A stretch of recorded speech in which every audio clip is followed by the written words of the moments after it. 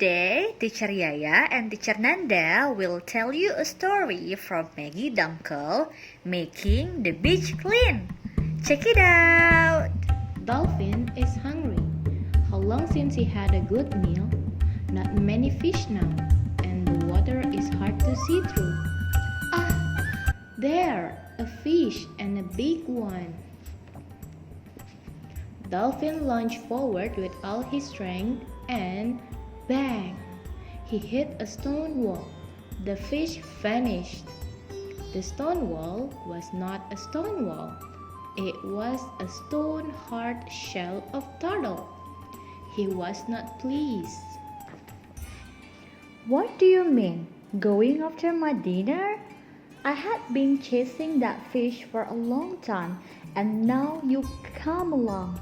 Go off and find your own fish, you big belly. Dolphin was sorry, for Turtle was a good friend, but his head hurt and he was still hungry. I need food. I need fish. I don't know where the fish have gone, do you? It is so long since I had enough to eat, and I didn't see you. The water is so hard to see through these days. Turtle stopped being angry. He knew how Dolphin felt, for he was hungry too. Let us find a quiet place to talk this over, Dolphin. I think we are in a big trouble, and I think we need to find a way out. Turtle and Dolphin swam to a shallow pool beside a sandy beach. Bits of plastic float on top of the water. The beach was littered with bottles and cans, but there was enough water to make Dolphin comfortable. The air for them both to breathe. They were sitting down for a talk, when suddenly there was a loud croaking noise from above and something crashed onto the sand beside them. It was a seagull. Help! Help! She choked. There is something in my throat. I can't swallow. I can't breathe. Turtle crawled over to Seagull.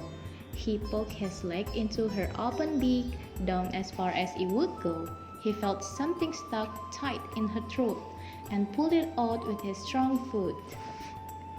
It was a long strip of plastic. On one side it had writing, on the other there was a smear of something that looked like food. Oh, thank you, Turtle, said Seagull. I thought I was going to die. So many of my friends have died like this. Each morning there are many more dead bodies. I try to be careful of what I pick up to eat, but it is hard to tell what is food and what will kill you. Sometimes it all looks the same, and when we are hungry, we just eat it and take a chance. Turtle and Dolphin nodded their heads. They too knew about this. They too had seen their friends choking on plastic, or drowning inside a plastic bag, or couch tied in a plastic nets and fishing lines. What can we do? It didn't used to be like this, said Turtle. I remember when the beach was clean. I remember when the water was clean. There were many fish, many big fish. They were healthy. They were good to eat. They were easy to catch for dinner.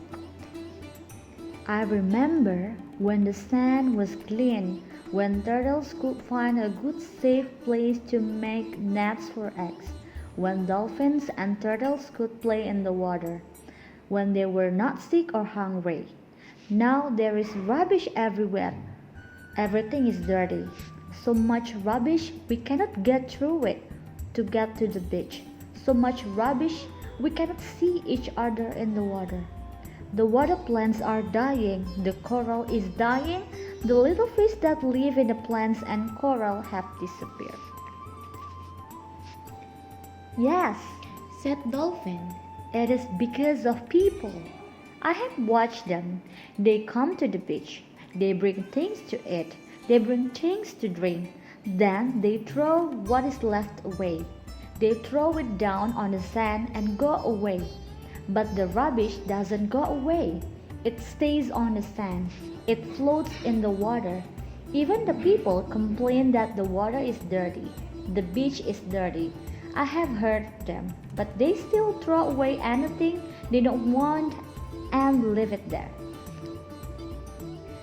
I have also watched them, said Seagull. I fly over the beach. I fly over the temples. I fly over the villages where people live, where the tourists come to holiday. It's the same everywhere.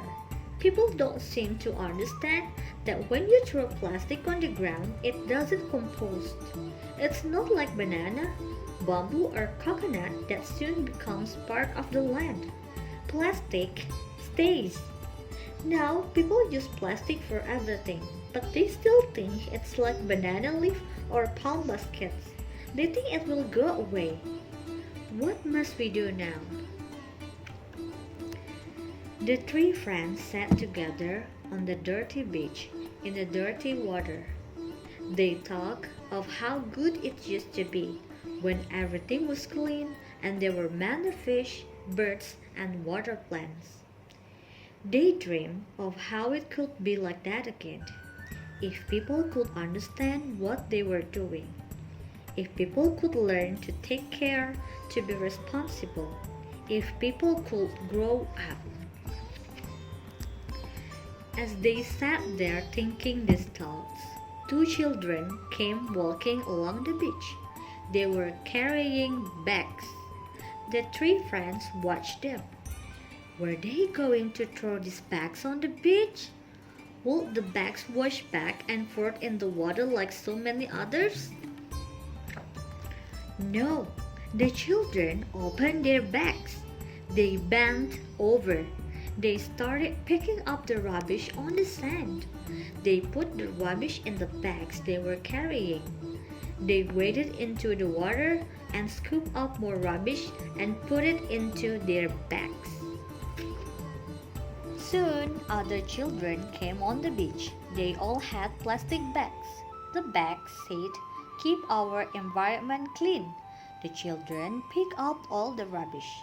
They put it into the Keep Our Environment Clean bags.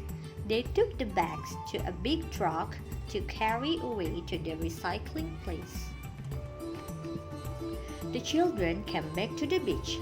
They ran races on the sand they had made clean. They played in the water that didn't have rubbish in it anymore. They splashed each other with the clean water. They laughed. They were happy with the work they had done. Turtle, dolphin, and seagull watched the children.